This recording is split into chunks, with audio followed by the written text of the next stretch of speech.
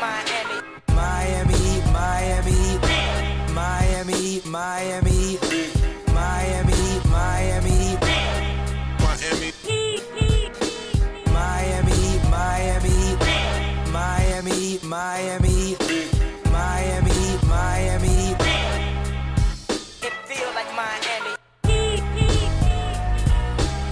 Welcome to the Heat Beat Podcast. I'm your host, Giancarlo Navas, and with me today, from the Gyro Step Podcast, from Blue Wire, the parent company, we welcome Ti Windisch. Ti, welcome to the program. Welcome back. It's been a minute. How are you?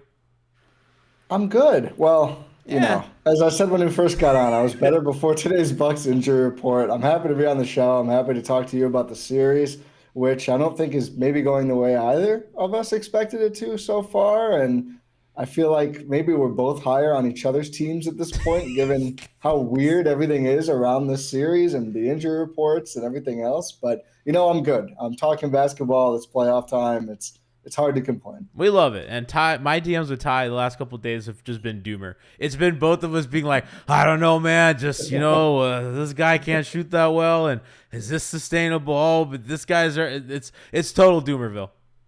It is. I know I'm down bad because I saw Wes Matthews, and I'm sure we'll talk about it. Like, Wes Matthews, of all players, is randomly out for the Bucks tomorrow. And I'm like, oh, my God, Wes Matthews? Are you serious?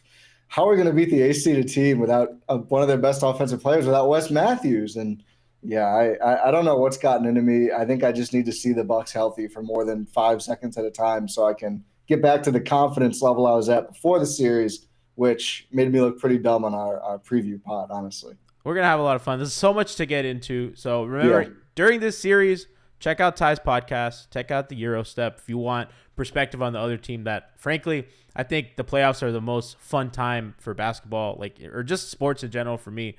And you can kind of get insight. You know, I'll never be able to break down the Bucks rotation the way Ti and his guys do. So make sure to check that out, throughout the series if you want kind of insight that we will just never be able to provide you. So please check that out. And they do a great job. And you know who else does a great job?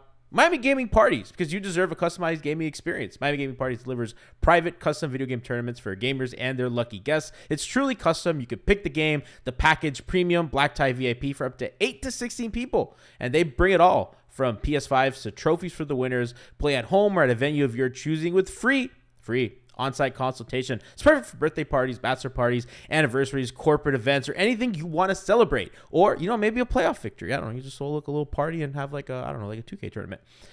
Check out MiamiGamingParties.com for more information. Check them out on Twitter at Gaming Parties, on Instagram at Miami_Gaming_Parties, or search Miami Gaming Parties on Facebook. So, Miami, Milwaukee, Game 2. Heat miraculously take Game 1 off anomalous shooting. A lot of injuries. Let's start there. I think that's going to be kind of the highlight, really the main story of this series. Giannis doubtful for Game 2. How likely is that doubtful? Because, we just had a case, today of a guy being doubtful in Josh Hart for the Knicks who's playing. So doubtful doesn't mean out. What is the vibes in Milwaukee about this? I think they're all over the place. I think the Doomers are winning the day right now. And given, just the way the last year and a half has gone for the Bucks, it does make sense. You go through the whole year without Brook Lopez. It's a very confusing situation. Their defense craters without him. There's obviously concerns about him going forward that he has addressed him, and he looks great. He's not been an injury problem at all this year. But then Chris gets hurt in the playoffs, and now there's more injuries. So I think there's just kind of a built-in doom mechanism. I don't know how doubtful the doubtful is, to get to your original question, because when Bud spoke with the media just a few hours before the injury report, he stressed they want to see how he feels tomorrow, and he didn't practice. And clearly, I think he's in a lot of pain, is what it seems like. I'm not reporting this, but it seems like a pain management thing. The MRI and the X-ray were clean, so it's about Giannis being able to move enough, not being too stiff, not having too much pain. And I think they would just want to see how he feels tomorrow after another day off, another night's sleep, everything else. So I don't still have a really strong feeling either way. Going into the injury report and going into today, I thought maybe 60-40 he plays. maybe now it's closer to the opposite. I still think it's somewhere around a coin flip for me right now. I don't know if we have any real insight, although I was surprised to see doubtful, not questionable. So maybe like 49-51 plays, doesn't play, or something like that. But I don't think we have real info, and I don't think we will know for sure until later tomorrow ahead of the game. My chat feels like they're going to play. We have Cardilliana saying he's going to play. The Bud is doing gamesmanship. Other Heat fans are getting preemptively cocky, which I would advise you against. But yeah, I mean that, he seems like a guy who's always going to try to get out on the floor. He has that in him. He's always been that way for better, for better or for worse for his own health. So I kind of, if I'm Miami, I think I prepare for him to be there, just as much as I prepare for him not to be there. But obviously, pretty awful, truly. To have the best player in the NBA not play in a playoff series, even if you're Miami or not. I think you want to see him out there. Ty, the other guy out from Milwaukee is Wes Matthews, which we were joking, before, but he's the guy that guards Jimmy a lot, right? He's the guy who guards Jimmy, and whether or not Jimmy has a lot of points, I do think that Jimmy works for them. I think Wes has always been super physical with him. How does that, and let's just get into how that affects them, and where do they start in place of those guys? Yeah, I'm going to be really, eager to see how they approach Jimmy all game, because I think you can look at a lot of reasons Miami won. Bam got really hot in the second half. The shooting was hot throughout, right? Those are, you mentioned up top, that's the kind of stuff that's going to wax and wane throughout the series.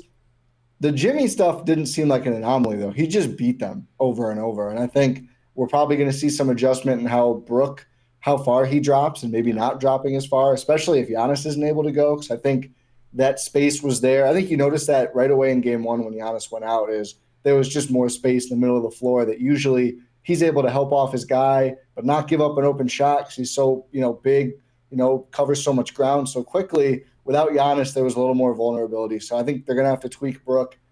It would make sense for Drew Holiday to take a lot more shifts on Jimmy Butler.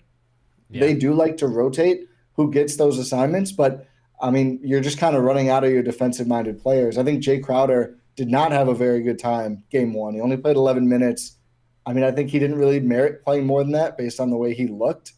I'm eager to see if Pat Connaughton gets dusted out. He was a crucial player for the Bucks the last 2 years and then basically lost his spot to Crowder. I think now, especially with Wes out as well, we will see some Connaughton. I don't think he's going to be a Jimmy Butler go-to defender, to be clear, but I think Drew Holiday's going to have to step up more, and maybe even Chris Middleton taking some shifts, which they've kind of shied away from putting Chris on premier players. He used to guard the Duncan Robinsons of the world and run around on the perimeter. Lately, he's not quite as fleet of foot, with the injuries and just getting old, and kind of playing more like a 3-4 than a 2-3. So, but maybe they give Chris some shots. I think Drew's going to have to pick up a lot of it, though. And Javon Carter is a great perimeter defender on point guards. Just think Jimmy's way too big to ask him to do that. So I would imagine Drew Holiday has to pick up the lion's share of the assignment on Jimmy Butler.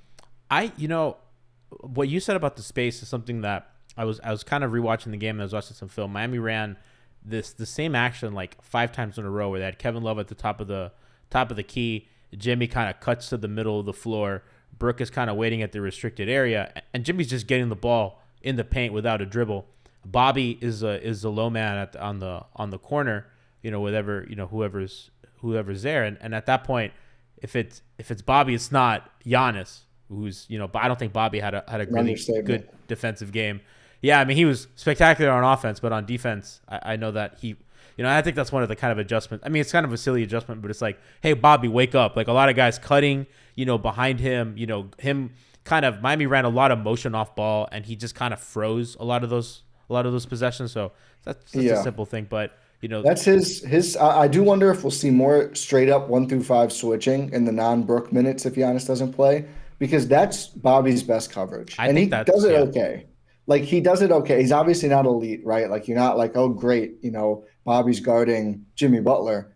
On the other hand, though, I think especially against Miami in particular, and this version without Tyler Herro, the worst he gets cooked on those is by pull-up jumpers. You still have to get through a relatively big guy, and I think Jimmy would draw fouls on him. Jimmy would have a good time with that, but probably not as good of a time as cutting around him or him getting lost in space. Whenever they ask Bobby to do like the typical big man defense stuff, hedge, play at the level, drop. It doesn't go well at all. When he switches, it goes okay. So I wonder if we'll see more of that when Brook sits without Giannis out there. Do you think he starts? But I know that they like him as backup five now.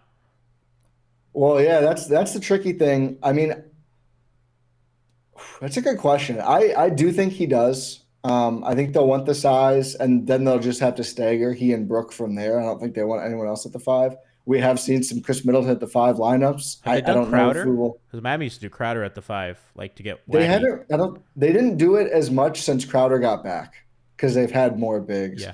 I really hope we don't see Myers Leonard. That to me is Call him redacted around these parts. There's revenge series potential, but the way I've watched every minute, I think, of him since he came to the Bucks. You talk about Bobby not knowing what way to go on defense. He's just always know.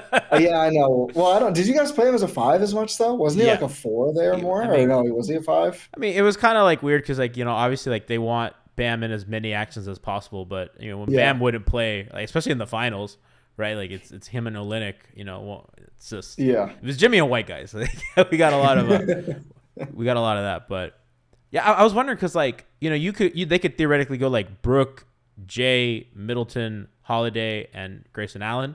I think that makes sense, right? Like, and then that way you can keep kind of Bobby off the bench, and I think you want to separate kind of Bobby and Jimmy on the court together, right? Or like, I think that makes sense for Milwaukee. But then Jay's not playing a ton of minutes, so are you gonna like crank that up? I guess that's the big question mark. Yeah. For Miami, go ahead. It's wide open just with Crowder. Like he played about 24 minutes the last 2 games of the season. Looked good. Didn't seem to have any physical issue. Obviously, he came off of not playing the whole year, and then also dealt with a calf thing in Milwaukee that limited his minutes. So he kind of like Chris for a long time there. Didn't get to totally ramp up, and it's going to be really interesting to see what we see from Crowder, or if Connaughton steps in and is playing more, or if it just depends on how they both look out there. But yeah, I mean, Pat used to be a guy who you'd see as a potential starter. I think Javon Carter started a lot this season, and that would keep you Bobby Portis off the bench. But I don't know where exactly he goes, depending on Miami's starting lineup for who he's guarding on the other end. Size up because then you probably move Middleton to the 4. I mean, you can get away with that because like you're not worried about Gabe Vincent dribble penetration without Herro, right? And like that's like really the big thing about no Herro, and Kyle Lowry is doubtful for game 2. He banged that knee in Chicago. He banged the bad knee. Didn't look good in game 1. So I'd be surprised if Kyle plays. He just did not look like himself. So if you theoretically you're down, your 2 best guard handlers, now you have Gabe. Are you dusting off Victor Oladipo, who has, I think looked good when everyone sits and he has the ball all the time, and has looked pretty bad when he has to play, with the team, kind of like in that Atlanta game. He looked out of sorts. So, I think Milwaukee can get away with that. I don't think Javon Carter's like bad, but I just think also giving Jimmy more switch fodder is probably not ideal. So I think that's where kind of Milwaukee has to kind of split the baby a little bit. Yeah, I think Crowder makes the most sense for a lot of reasons. If you look at the players and their skill sets in a vacuum, I think the issue is like it's been a weird time for him and the way he looked in game 1. But I don't know. I think starting him would make a lot of sense here. I think that's probably what I would do. And then your first 3 I don't off hate the the bench. Bobby idea. Then the first 3 off the bench would be like Bobby, Javon, and Ingles, yeah.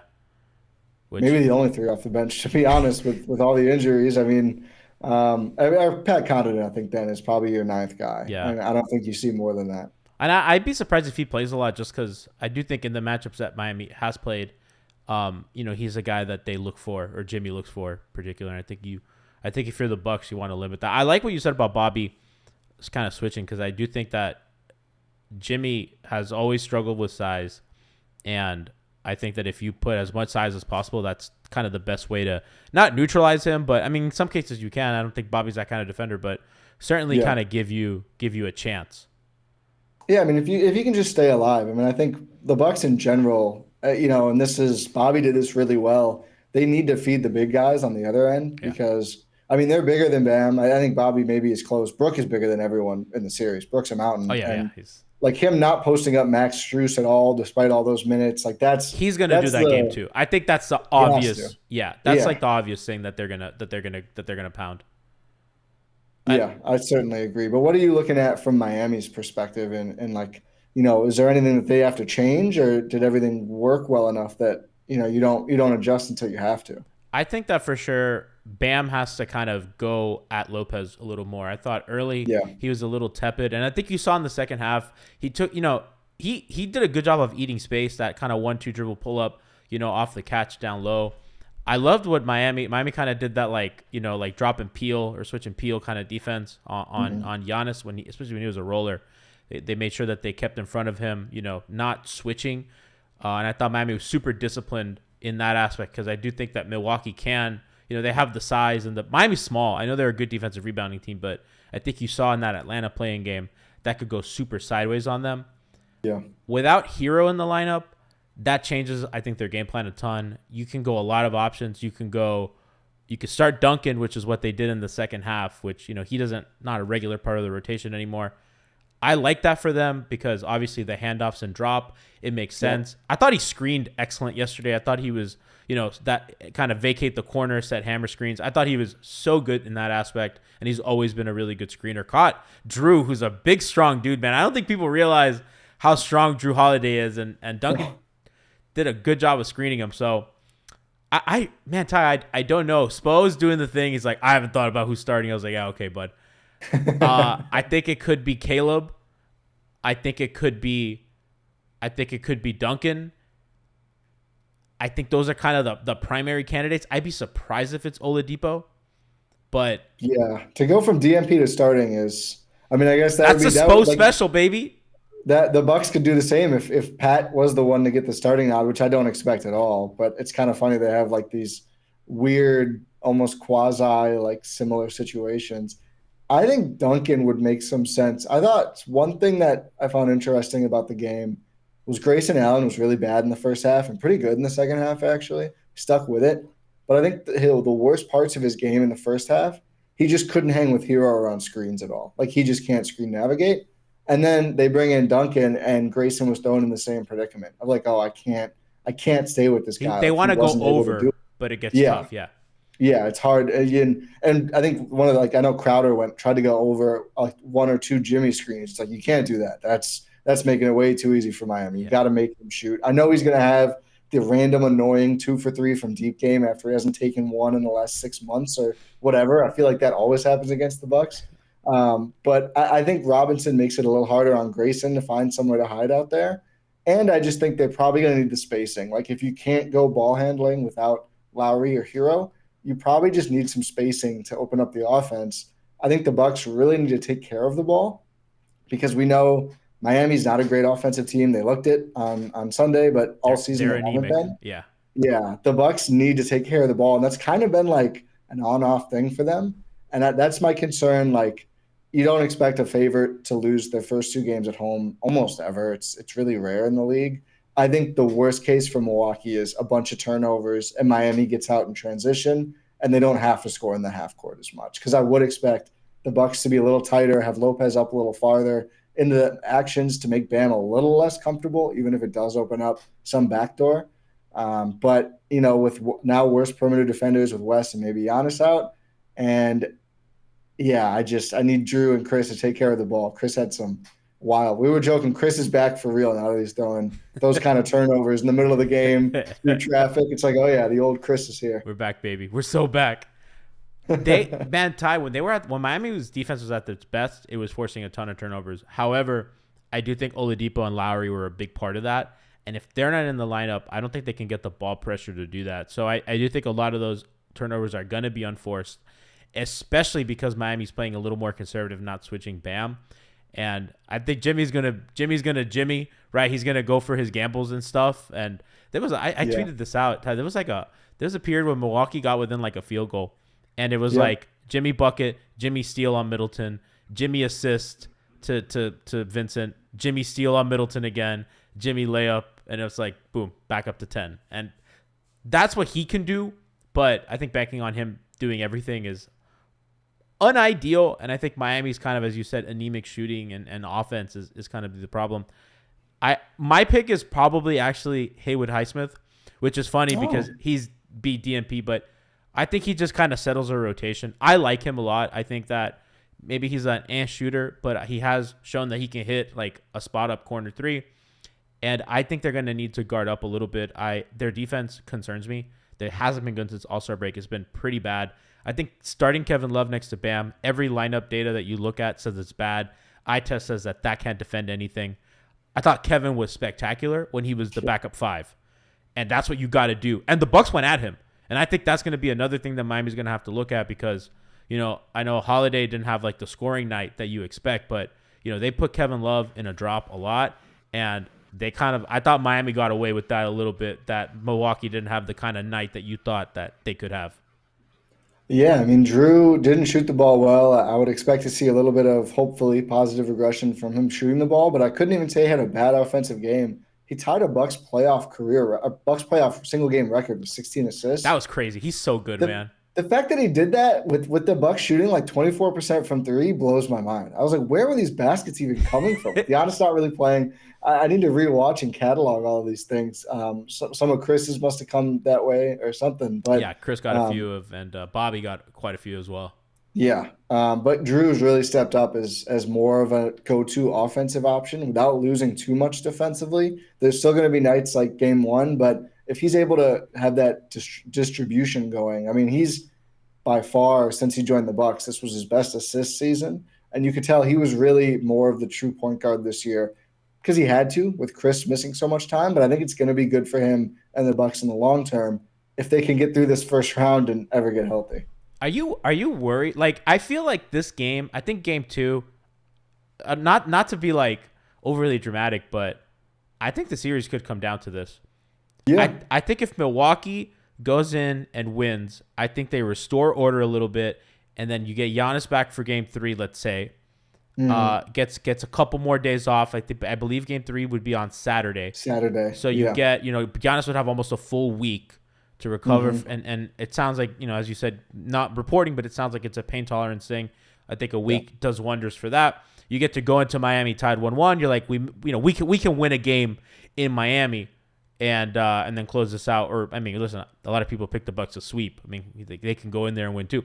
Guilty. Yeah, I did too. I said probably Bucks in 4. But if you're Miami and you steal another one, if Giannis doesn't play and you get another one, now you're going home.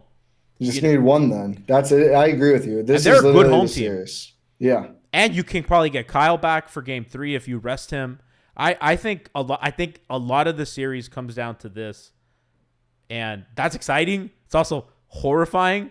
It's horrifying for a lot of ways. And we have to see how the game plays out. Like, if Jimmy has another, like monster night. I mean, chat's saying Bucks in 6. Like, if Jimmy has like a monster night, he can kind of carry them despite a bad shooting night, and then you kind of bring it home, and it's like, all right, guys, let's get 1 or 2 here, and I mean that'd be stunning. But I don't know. I'm glad you agree because I kind of felt that way today, and I've been thinking about it a lot, and I was like, ooh, this could be it. Yeah, I mean, I think Bucks could win in 6 or 7.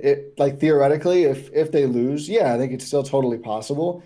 But I think you go from. I think we agree right now where the series is at. And we see this around the league. I know the numbers get shared every season because there's always a couple home teams that lose the game ones.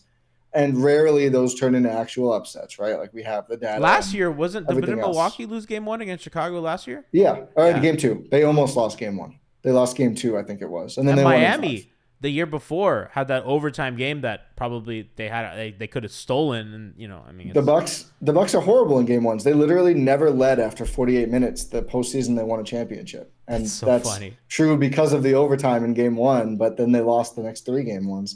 So, could they I mean, they rolled back from down 0-2 in the finals, but those 2 were in Phoenix, not Milwaukee. So I think the series goes from right now where everyone's like, yeah, I'm still picking the Bucks, even if they have to play without Giannis. I'll pick the Bucks here and that.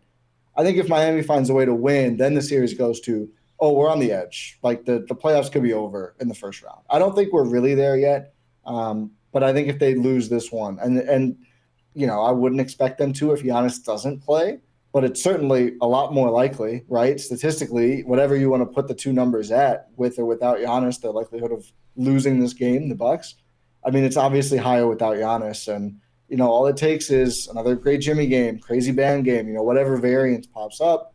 I think the Bucks will win. I think they will end up winning the series in 5 or 6, but I think the game 2 it will come down to, because I think Miami could really take all the momentum, and if you're up 2-0 before you go home, that's a really good position, even if you're going to be outgunned the rest of the way if Giannis is returning. And they're not inexperienced, right? It's not like, Yeah. Like the Kings are up 2-0, and other than Harrison Barnes, like none of those people have ever played in a big game, Yep. And, Miami, obviously, like Jimmy, Bam, Duncan went to the finals. Eric Spoelstra, obviously the pedigree speaks for itself. Gabe, Max, huge rotational pieces. Kevin Love, won a championship, been a lot. Like they're, as Kevin Arnovitz says, grown-ass men win championships. That matters, I think, a bit. I don't think they're going to get rattled in that way, but, they are for sure at a talent disparity. I do think if Giannis plays and they win, it feels different. Because last year with the Sixers, I think Joel Embiid missed the first 2 games. Miami goes up, a ton or whatever, and then Embiid comes back, and everyone's like, oh, then they win. Oh, here comes the Sixers, blah, blah, blah. And then that feels a little bit different, right? Because now you're like, okay, we're whole and we have momentum. We're putting that to rest. If they lose the game with Giannis, and they were up a lot, when Giannis was in the game, they were playing well. But, if they win and Giannis is in the lineup, probably going to be limited in some sense because, I think even him as an Adonis, he does bleed, right? So it'll feel different. I don't know. It'll feel man. I'm excited. I'm excited, scared. I'm gonna hide under my bed and watch the second half probably, but I'm in, man. I love this. I do too, and I think for the Bucks, I think they're gonna pull confidence from the Eastern Conference Finals in 21, which was based not the same situation, but a pretty similar one in terms of a team that everyone expected the Bucks should beat in Atlanta, although they did make it to the conference finals. Giannis goes down, they lose that game. And I think it felt more hopeless because you're so close to the finals and the injury seems so much Did you worse. guys feel like it was over? Yeah. Really? That's so funny. We didn't know if he was going to come back. I mean, until a couple days later. Did Trey go down like that same game or the next game? I think so. Well, no, it was not that series, but it was like, okay, even if we win this, like who cares if Giannis doesn't come back? And then he comes back.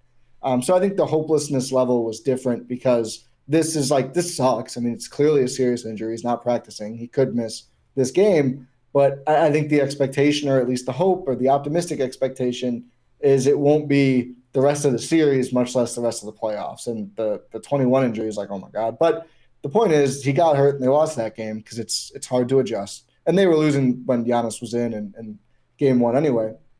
But then Chris and Drew and Brooke and Bobby and freaking Jeff Teague go do the damn thing, and they win the next 2 games and they punch the ticket, and then Giannis is able to come back, and all those guys sans Teague are still here. Dragic can, I guess, play the Teague role if he has to. I would prefer Javon Carter do that, but if Dragic wants some revenge, Gogi didn't play. Yeah, he's not. Yeah, he's breaking. Him and Myers are like if glad, something goes really wrong. I love Gogi. He's a lifer, but He fans were like begging to bring Gogi back and begging to trade, a bunch of stuff for Jay Crowder. And I mean, you don't seem to like super pro Jay Crowder, and and Gogi obviously is not, there. I'm a lot higher on Crowder than Goran. I mean, the funny thing about Crowder is every appearance except like 1 since they got him, I was like, oh my God, this guy fits perfect. Like offensively, he moves the ball. I know the shooting is hot and cold. I do know. Everyone, he's not going to keep shooting. I know he is, but so were the whole Bucks. Did you see game 1? He wasn't the only culprit, but he moves the ball well. Defensively, he switches. He's loud. He's vocal. Everything else. Physical. And it just wasn't physical, and it just wasn't a good 11 minutes. I'm not writing him off by any means. And I really think this is his opportunity to kind of come roaring back into the fold and establish himself from here on out, kind of in a PJ Tucker sort of way, similar-ish situation with Dante going down in 21 and just somebody needing to step up. So it's going to be fascinating. I think one of Crowder or Connaughton really needs to step up in this playoff game and to swing this series. And then all the other Bucks primaries who have been around for the last 2+ years, they just need to be good. I think they'll do it, though. We've seen them do it before. If I'm Miami, my win condition is I need to shoot the ball well. I need to continue to operate in the space. I need to continue to eat the drop and be able to attack it on pull-ups. And that was Ty, the interesting thing to me, like rewatching the game, was Miami wasn't, typically they've, I think historically they've done a really good job against Milwaukee's defense because of the way like their handoffs and their movement shooters. That's how they've always attacked Milwaukee. This has been totally different. They're doing it with off-ball movement. They're not doing it with three-point shooting, although they had a great three-point shooting game. It was always try to get to the basket. It was always, let's put Jimmy in a scenario where he's with Lopez, and if somebody comes to help or stunt on whatever action, you kick out to the right guy. But the objective was clear. It was like, let's get Jimmy at Brook Lopez, and we'll live with that result, which feels kind of counterintuitive because I have a ton of respect for Brook Lopez. I think he should have won Defensive Player of the Year, and that's big balls by Eric Spoelstra, and that's kind of scary, a scary proposition if you're Miami. But that little pull up mid range has been there. That one they ran some Spain to kind of get Jimmy to the elbow yesterday, which I loved. Kind of just they threw everything that they had, stuff that I hadn't seen all year them do, to get to that pull up to kind of get him in one-on-one with Lopez. And if I'm Milwaukee, I think at some point you got to recognize that. Maybe play him, as you said, a little bit higher. I think that's the one adjustment. Have Lopez attack kind of those smaller guys guarding him. But what else on defense do you think that they can do to kind of make sure that Miami's offense, stays down rocky? Yeah, it's interesting. I mean, I think it's really fascinating, like you said, the way that Miami switched it up. And I think obviously Spo is going to do a smart thing. He's knows way. What's the Zach Lowe thing? He knows he's forgotten more about basketball this week than I've ever known, or whatever. Like, Miami wasn't going to win credibly more than one game in the series if they were just like, well, we'll just give up the whole painted area and shoot threes. Like, I think generally, unless you're the freaking Warriors, you can't win anything in the playoffs doing that. Like, you need the Steph and Clay. Like, if you don't get to the rim, you're just not going to win, and that's just how it is. Yeah. And Giannis going out enables it more. Giannis is, maybe not playing in this game either. But I think Miami kind of taking back the paint is the reason they won, even though the Bucks, they hung in there. I mean, as you said, it was like a one-possession game, and sometime in the fourth quarter, it was relatively close until they kept punching back. Like, Miami could not open that game up to the point that it was done. Yeah, and I think a lot of the reason there was some timely threes, of course, but it was like, oh, Jimmy's another and one. Like, Jimmy's to the basket again. So I do think it's going to be bringing Lopez up and maybe even giving up a little bit more threes, which sounds crazy after the way game one went. No, I agree. But I almost think they respected it too much. And at a certain point, you have to go, all right, are you guys going to shoot 60% again? We don't think so. And not, purposefully giving up wide open corners or anything. But I think they need to know the personnel better. And I thought, they let Jimmy and Bam get too far down. And I think they almost need to drop off the non-shooters more aggressively and just be more of that playoff. Like, you see it in a playoff series when they're like, that guy is going to be able to shoot. I think the Bucks need to do that more, especially if Miami's having to introduce someone like a Highsmith or a Victor Oladipo to the rotation. I think they need to be a lot better about recognizing, well, we can't leave Love open up top, but if Highsmith is going to shoot 5 threes this quarter, we'll let it happen. We're not going to let Jimmy, get to that wide open area, or Bam. So I think they've got to be a little more aware of who's a shooter, who's a non-shooter. But I think something you mentioned earlier about Bam's aggressiveness, that's going to be really important for just getting points. Also, if he can get Lopez in foul trouble, I mean, the Bucks the reverse is also true. Isn't there. Because 100%. They both have to. The bigs are both crucial. I think the battle of the big, if Giannis isn't playing, it's probably what it comes down to. Like, who plays better, who's able to play more. Because I think defensively, both teams lose so much if they have to go Bam, no Lopez, Lopez, no Bam. Like, that's just it's tricky. So it is kind of fascinating to see these two guys be these focal points, and they're such different players. But it should be – I think it's going to be a really fascinating game too, honestly. Milwaukee gets super small without Giannis because, Lopez can't play all 48 minutes. And when Lopez is off, now you're playing Portis and Crowder as your 4. So Crowder, Middleton. Yeah. So now you get really small, and in those minutes, Miami absolutely shredded. And Kevin Love played a lot of those minutes. I want to ask you about Kevin Love, because I want to ask you Kevin Love thing. I want to ask you a couple Giannis things, and we'll get out of here. I thought Love, his shooting, obviously he has not been a good shooter this year. Historically, I don't think anybody in the NBA wants to leave a proven champion shooter open that often. Maybe they do, I don't know, but he hasn't been good this year, and he knocked down a lot. Miami got into super early offense, which is not their MO at all. Like they'd run, like the guy ball handler would bring it up off the left wing. They throw it to the center at the top of the key. Usually that's waiting for a handoff, and Kevin was shooting off the rip, and that kind of kept Milwaukee. Okay, we got to press up, which kind of led to those kind of Jimmy cut behind, catch the ball in the paint with Lopez, blah blah blah. If you're Milwaukee, how are you gonna respect Kevin Love shooting? Are you gonna, okay, well, we can't do this anymore. We have to help off of him because, Jimmy's way more of a sure thing. How do they deal with that? Because even when Giannis was in the game and Giannis would get kind of caught on Kevin Love, Kevin was dragging him out of the paint, and that's where you get Kyle's lone field goal off a cut behind the defense. That's how you get kind of Max getting to the paint or these guys. So where do you see them kind of handling? How do you see them handling that? I think what they probably will and should do is the classic, we're going to put a smaller guy on him, and if Kevin Love wants to post up, that's fine. I think like the Chris and Crowder, those kind of guys, like I talked earlier about where could Chris go, I think Love would make sense because, Love is certainly bigger.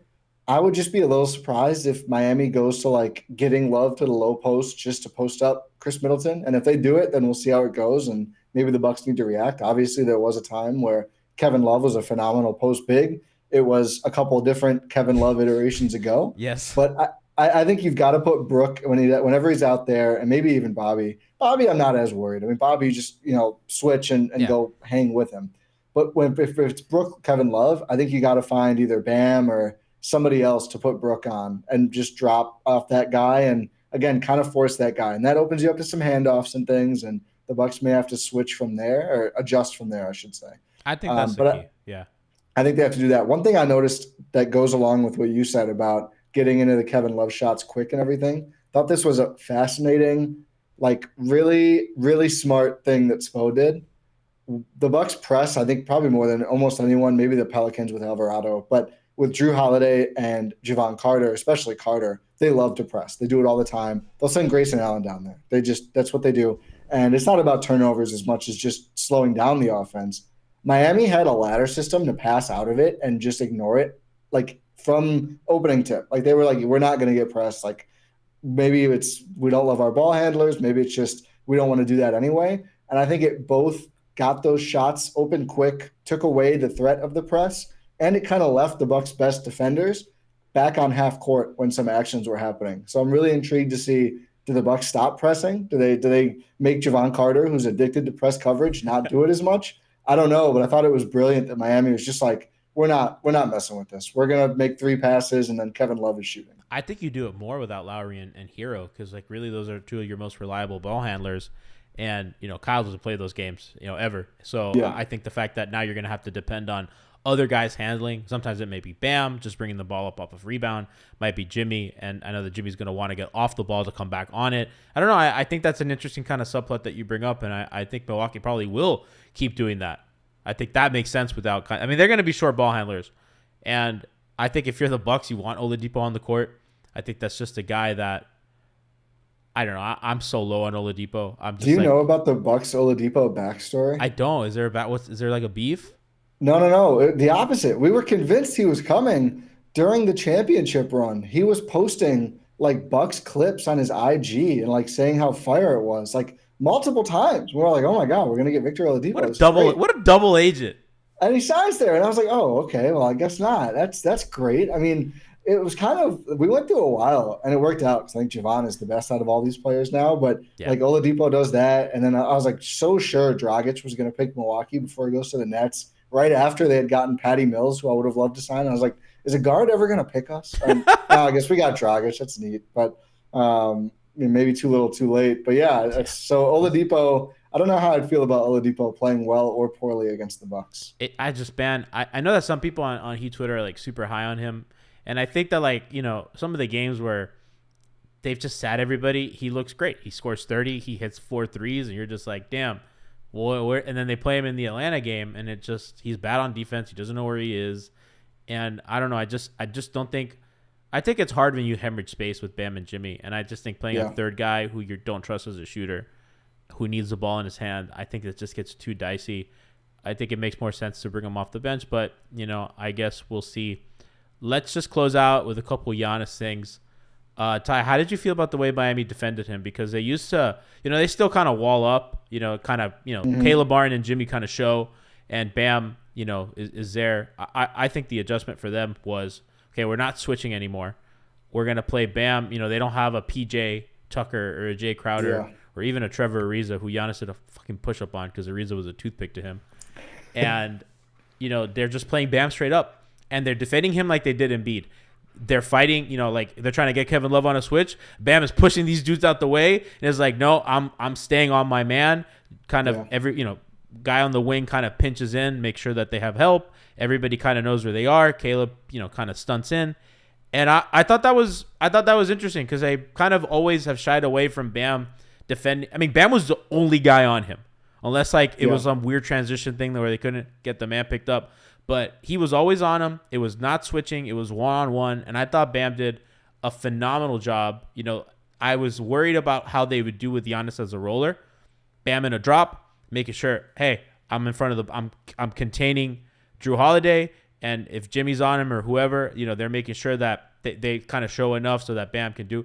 I thought it was really interesting. I thought Giannis as a screener was going to be the thing that kind of undoes them. And they showed they had a plan. I liked the plan. How did you feel about it? I thought it was good. I mean, I thought as you mentioned, with the lack of the other guy on the perimeter that they've had in recent years, I think this was really the only plan they could have. I mean, they were just a sort of out of options. I mean, you can try to put a small on him and try to get like a Marcus Smart thing where you're picking up offensive fouls and everything. Or a zone. It's just, I think that was the other. A zone. Yeah. A zone as well. That's true. But I think you look at some of the teams that have done well defending Giannis, and like an athletic center is probably your second best option, but it's harder lately because he's gotten better at just beating one guy, no matter who it is. And I think sending the help at the nail and everything and making them shoot was good. I think the Bucks adjustment eventually would have been to Bam dropping as Giannis as the roller is, okay, Drew, great minutes, go take a seat. We're going to let Chris do this now, and he's going to shoot every time if there's no one there. And that's obviously was their ultimate counterpunch in 21 when they were able to do the damn thing. We obviously just didn't get to see too many minutes, but I thought it was good. I mean, I think the thing about Miami is they're always so smart of a defense, right? The Heat, and they're good at the nail stuff. And that's like what the Raptors, I mean. Yeah, just where Jimmy excels. Jimmy, exactly. And then people take for granted, like, oh, yeah, just build the wall. It's easy. It's not easy. I mean, you need an elite guy on Giannis. And Jay had done really well, PJ, and now Bam is. And the help needs to be good, too. You can't just send some guys. It's not gonna do anything. But like Jimmy and all the undrafted Heat guys who come through are good at this stuff, because that's like the Heat University annoying undrafted guy curriculum definitely includes helping at the nail. So I think the one thing Milwaukee can do is kind of manipulating the low man better, because I think you want that help guy to be Gabe Vincent, because he's gonna kind of come in and Giannis is gonna laugh, right? Like, that's what Miami did. Miami kind of was able to manipulate, and like if Drew Holiday is a low man, Jimmy's kind of coming in like, okay, well, that's no resistance. And even if Jay's a low man, Jimmy still is like, I don't care. And I think Milwaukee kind of do a better job of that. Well, the other thing too is, quickly, go put Brook on the other block, because there's nothing left for him then. And he moves a little slow. I thought they needed to get him on baseline post-ups. And I would look for them to do that in game 2. They put him in the middle of the floor. He's too susceptible to getting swarmed by smart defenses. I think you got to be a little smarter about, we'll get him on the baseline, we'll make sure there's no one behind him, and then we'll let him go from there. And I think that would be the other, like, okay, we're just bigger and we're just going to be bigger and rebound and everything else. But in terms of actually guarding Giannis, they always do a great job. And Bam is phenomenal. We know this. He's a defensive player of the year candidate as well. He'll never win, Ty. He'll never win. No. He'll never win. Spo's never going to win a coach of the year, and Bam's never going to win a DPOY. And Jaren Jackson. Bored of him. We can relate. I mean, it's Bud has what, one? 2. One. They'll give you one per team. If Spo goes somewhere else, at least he has one. No, if Spo goes somewhere else and he wins, Twitter's gonna be furious. It's gonna be DEFCON 1. It's gonna be bad. I don't know if he's ever leaving. It doesn't seem like it. But Do you know that Pat new Riley new core had to share Executive of the Year with fucking Garf, whatever, the Bulls guy that year? Yeah, dude. It's crazy. We don't win awards here. That was 2010. They got LeBron and Bosch and Mike Miller, and they got UD to take a pay cut, and everybody took, and they still gave it to the guy who signed freaking, who did they bring? They brought Carlos Boozer. I'm never going to get over that's I mean, this is minutia now. That's a cliquey award because that's not media voting. That's the other executives. Really? So that's why Executive of the Year is weird. Yeah. So it's like, I bet the reason, like, I think if the media does it. Oh, they were all just pissed at Riley, probably. Yeah, of course. They were like, oh, this is, we can't let this guy win. Yeah. I don't know, man. It's just the award season. Award season's stupid. If he's gonna win MVP, and I'm gonna hate it. It should be Giannis or Jokic. Get Embiid out of here. I'm sick of Embiid. Every column is like he was second for 3 years in a row. I'm like, who can't? They're good. That's good. That's a good thing. Congratulations. That doesn't mean you automatically win one. I don't know, man. It's annoying. I forgot when the NFL gave the Buffalo Bills a championship. They went 4 years in a row. You got to give them one. Congrats to Jim Kelly for 4-time Super Bowl champion. It's annoying, man. I don't know. I hate awards. It's stupid. I saw Jimmy lost clutch player, probably to Fox, who probably deserved it. Yeah, Fox probably deserved it. I mean, I was telling our friend Brian Torperick, I said, Jimmy, Fox may lead in points and field goal, but Jimmy leads in DIH. He got that dog in him. So, I will say, I love Jimmy. And the Marquette connection, he's always. I mean, we always talk about, what would X player look like on the Bucks? And with Jimmy, it's like the spacing would be horrible. It'd be awful. I would be in anyway. I'm just like, I trust Jimmy. That would be an awesome team. Dude, Jimmy and Giannis, come on, Jimmy, and keep Drew there. It's like, okay, no one scores ever. That's the new team. 50 to 49 free throws. Games. Yeah. I think Heat fans probably feel this way, Ty. If obviously I don't think Miami's gonna compete for a title. In the East, it has to be Milwaukee because it can't be Boston. God, I think we're all in agreement. Everyone across the lands is in agreement. Philadelphia cannot be rewarded. Only Philly fans want them to win. I don't know anybody. Yeah. Everybody's in agreement. It can't be Philly, and it sure as hell can't be the Knicks. I don't want to see the Knicks in the conference finals. So if you guys got to put down old Yeller over there in Madison Square Garden. We cannot have Julius Randle in a conference finals. I'm sorry, we just can't. I don't want to live in that world. So a lot of basketball to play, a lot of stuff to watch. Ty, tell people where they can find you on Twitter, where your podcast is, what you got going over there, because I know you have a ton of stuff on the Euro Podcast Network, which is I guess a sub network. Yeah. Look at that. Yeah, it's a sub. It's the terminology. Let's ignore the terminology. Here's the quick info. We got 2 Bucks podcasts and other Wisconsin sports pods if you're into that. But 2 Bucks podcasts. You can find out the feed wherever you listen to this, including YouTube. gspn.info is the easy way to find it, or just type it in Gyro Step Podcast Network. And I want to echo what you said up top. For the Bucks fans listening to this, either wherever you're listening to this, go check out Miami Heat Beat for really tremendous coverage of the series. As you can see, if you got this far, this is not just me getting laughed at for an hour, which would have been fair, and I was certainly prepared for. But this great conversation, great breakdowns. So really appreciate you having me on. I'm too scared, Ty. I'm too scared to laugh. If it was a Sixers pod, I would have had Brian on and I would have laughed at him for an hour. Oh yeah. I'm too scared. I've done laughing. I don't know if you know with Miami, with Knicks Film School. I went on Andrew's pod and I called Jalen Brunson's season cute. And I said the Knicks were just like a nice little story, and then they beat Miami, and now they're the 5 seed, and we're fighting for our goddamn lives over here. So I've done my share of laughing. I've learned my lesson. I mean, I think now I will never take the Bucks in a sweep again, no matter who they're playing in the first round. I just have to assume game 1 will go down. Someone's leg is going to fly off. You're the new Raptors. Yeah, as much as that disgusts me. Yeah.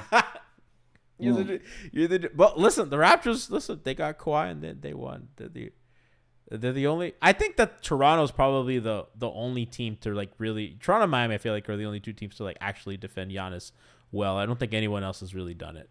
again in a playoff. Boston's okay, but Boston not as fans good as people think. that they invented how to defend Giannis. I posted clips of like the switch and peel thing or the drop and peel, and Boston fans are like, yeah, that's the Boston thing. Of course they are. What? They thought they invented rolling the ball up. They were Dude, it's writing articles crazy. like Marcus Smart invented this new technology. It's like people have been doing this for literally ever. What are you talking about? I did not watch Andre Miller do that for to get discredited. I love Andre Miller. What a true GOAT. Professor. Make sure to check out Ty and everything going on there. And listen, hopefully he'll be back, and hopefully we'll have a nice, fun, long series where no one else gets hurt and everyone gets healthy. Please, basketball gods, give us that. No one stomp on each other. Let's have a nice, clean fight. Draymond not suspended if you're finding out. So make sure to check out Ty and everything going on there, as well as the rest of our Blue Wire family. And we'll see you tomorrow, Wednesday. We'll have you pregame. We'll pregame in Frankie, myself, and Coach Lou. We'll be on call to give you what's going on in Game 3. And then post-game, we have Hangover Time, Brass, Alf, myself, and the crew. We got you post-game for all the post-game shenanigans that you know to expect on Hangover Time. So we'll see you then. And Ty, good luck, my friend. Good luck to you as well.